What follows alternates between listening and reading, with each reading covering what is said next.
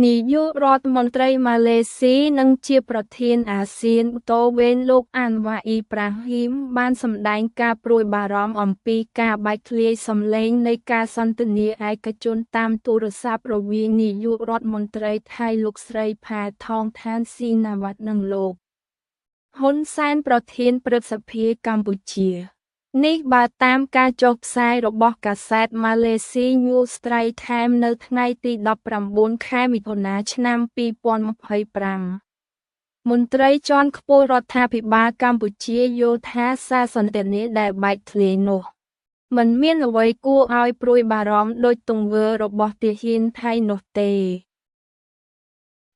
មន្ត្រីរដ្ឋាភិបាលកម្ពុជាបានរិះគន់ទៅមន្ត្រីរដ្ឋាភិបាលថៃថាកំពុងព្យាយាមបង្កាច់បង្ខូចកេរ្តិ៍ឈ្មោះកម្ពុជាហើយបិទបាំងទង្វើអាក្រក់របស់ខ្លួន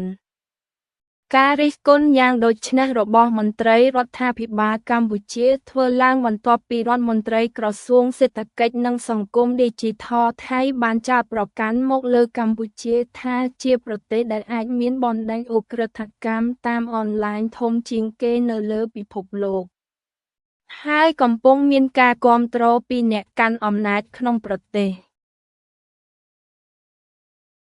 លោកហ្វីលីប៉ូសក៏អង្គឌីឧត្តមស្នងការសហប្រជាជាតិទទួលបន្ទុកជនភៀសខ្លួនបានប្រាប់ឲ្យដឹងនៅថ្ងៃប្រហោះទី19 ខែមិថុនាថាតាំងពីក្រោយរបបផ្ដាច់ការអាសាដនៅស៊ីរីបានដួលរលំកាលពីដើមខែធ្នូឆ្នាំ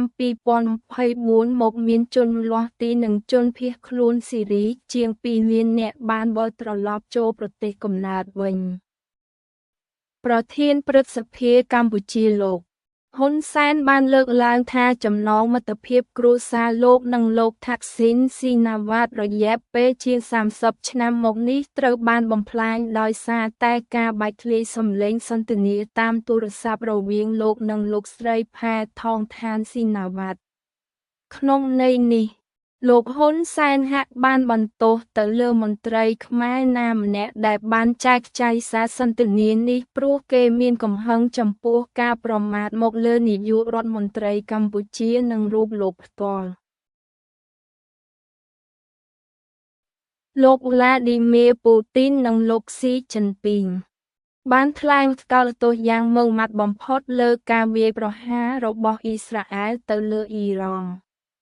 មេដឹកនាំទាំងពីរដែលជាសម្ព័ន្ធមិត្តជិតស្និទ្ធក៏បានអំពាវនាវឲ្យដោះស្រាយជម្លោះរវាងគូភាគីបដិបក្ខនេះតាមផ្លូវនយោបាយនិងការទូត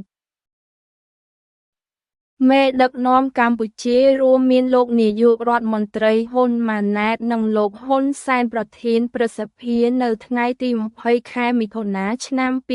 2025នេះបានសម្តែងការស្វាគមន៍ដល់ព្រះសង្ឃថៃមួយអង្គក្រោយព្រះអង្គស្នើសុំជ្រកកោននៅក្នុងប្រទេសកម្ពុជាការសុំជ្រកកោនរបស់ព្រះសង្ឃថៃដែលមានព្រះនាមថាលោកអ៊ឺស៊ុចធ្វើឡើងក្រោយព្រះសង្ឃអង្គនេះសមតែងការមិនពេញចិត្តនឹងអាជ្ញាធរថៃ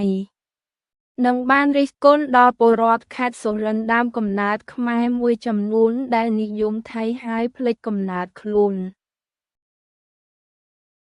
ក្រោយព្យុះភ្លៀងក្នុងចំណោមផ្ទៃក្នុងថៃដែលបណ្ដាលមកពីការបែកធ្លាយសំឡេងសន្ទនារវាងនាយករដ្ឋមន្ត្រីថៃលោកស្រីផែថងថាន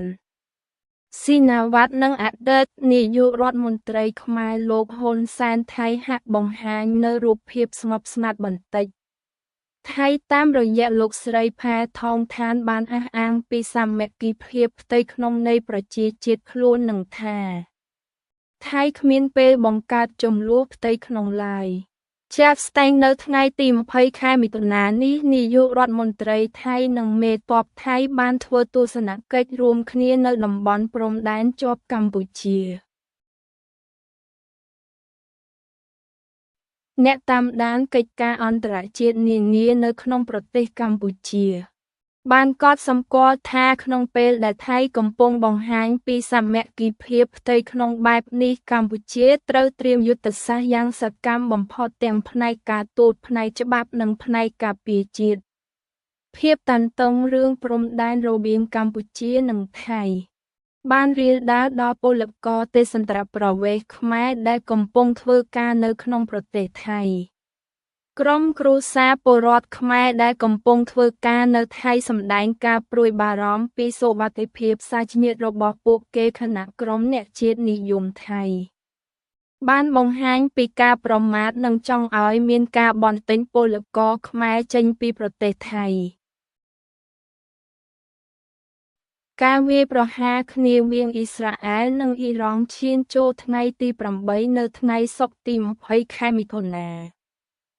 ក្នុងសង្គ្រាមបង្ហូរឈាមគ្នារវាងប្រទេសទាំងពីរនៅតំបន់មជ្ឈិមបូព៌ានេះគេកំពុងទន្ទឹងរង់ចាំមើលថាតើសហរដ្ឋអាមេរិកដែលជាសម្ព័ន្ធមិត្តអ៊ីស្រាអែលនឹងលូកដៃចូលដោយផ្ទាល់ឬក៏យ៉ាងណាទេតែប្រធានាធិបតីលោកដូណាល់ត្រាំបានប្រកាសទុកពេលវេលា2សប្តាហ៍មុននឹងសម្រេចចិត្តថាតើត្រូវវាយប្រហារអ៊ីរ៉ង់ឬអត់នៅថ្ងៃទី20មិថុនាអ៊ីរ៉ង់និងក្រុមប្រទេសអឺរ៉ុបចំនួន3គឺបារាំងអាល្លឺម៉ង់និងអង់គ្លេសដែលជាប្រទេសហត្ថលេខីនៃកិច្ចព្រមព្រៀងកម្មវិធីនុយក្លេអ៊ីរ៉ង់ឆ្នាំ2015បើកកិច្ចប្រជុំក្នុងទីក្រុងហ្សឺណែវប្រទេសស្វីសដើម្បីរកដំណោះស្រាយសំណុំរឿងនុយក្លេអ៊ីរ៉ង់